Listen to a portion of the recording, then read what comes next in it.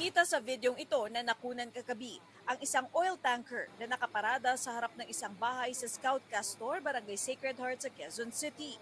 Ayon sa mga residenteng nakausap ng GMA News, umaga kahapon ang unang pumarada ang oil tanker sa lugar at agad umalis matapos masita ng barangay. Pero bumalik ito alas 8 kagabi. Nag-discharge po sila ng oil po dito sa isang fuel tank dito po sa loob ng isang residence. Tapos tuloy-tuloy po yung pag-discharge nila despite na tinatry po silang pigilan ng ating BPSO. May hose. Tapos po, Hindi ko alam kung paano nila tinatransfer, pero may hose. From the tanker to the tanke. Parang ganun. ano po yung nililipat? Crudo daw po eh.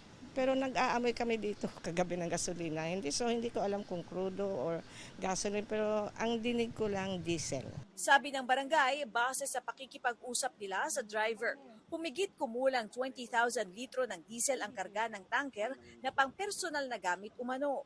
Nagulantang po sila dahil bakit ang sabi daw po sa kanila, mag-i-imbak daw ng diesel. So sinabi naman po sa amin na hindi naman daw ganun kadelikado, kaya lang ang problema, wala silang advice sa aming barangay. Wala silang permit, tapos sinanapan din po namin ng BFP permit, wala rin po sila mai-present sa amin.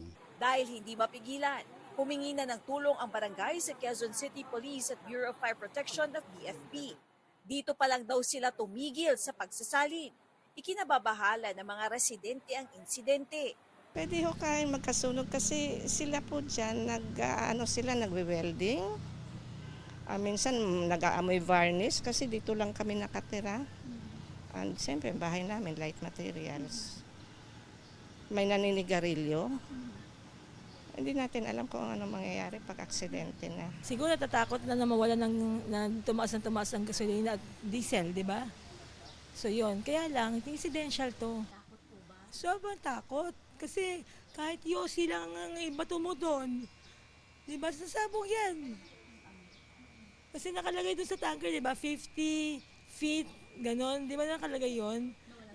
Yes, na walang smoke. Bukas, magsusumite ang mga residente ng petition letter sa Quezon City LGU para humingi ng tulong. Sinubukan namin kunin ang panig ng may-ari ng compound pero wala raw ito sa bahay. Hindi pa malinaw sa ngayon kung para saan ang sinasabing nailipat na petrolyo.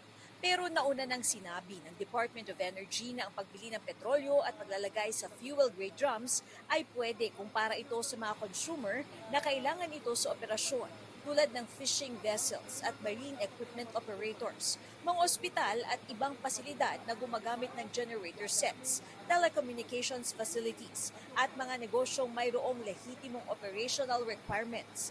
Katrina Son, nakatutok, 24 oras.